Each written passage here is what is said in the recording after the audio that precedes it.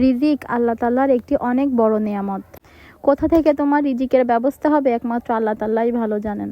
এই যে ধরেন আমি এই গত 2 বছর ধরে সোশ্যাল মিডিয়া প্ল্যাটফর্মে মোটামুটি কাজ করছি, আর এই ভিডিও করা নিয়ে অনেকের কাছ থেকে অনেক রকম কথাও শুনছি। তো মোটামুটি আমার পেজটিতে মনিটাইজেশনও আসছিল, আর্নিংও মোটামুটি শুরু হয়েছিল, কিন্তু জাস্ট একটা ভুলের কারণে আমার ওটা থেকে আর আর্নিং করাই যাবে না, মানে সমস্ত কিছু বন্ধ হয়ে গিয়েছে, ওই পেজ দিয়ে আর কোনো কিছুই হবে না।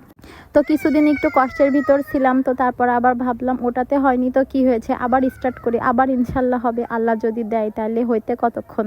তো আপনারা যারা ফেসবুকে কাজ করেন বা কাজ করতে চাচ্ছেন তারা অবশ্যই সফলতা পাচ্ছেন না বলে কখনোই ভেঙে পড়বেন না, ধৈর্য ধরে কাজ করুন, ইনশাল্লাহ সফলতা আসবেই। তো এই যে পুকুরটা আপনারা দেখতে পাচ্ছেন, এটা হচ্ছে আমার দাদুদের বাসার পুকুর।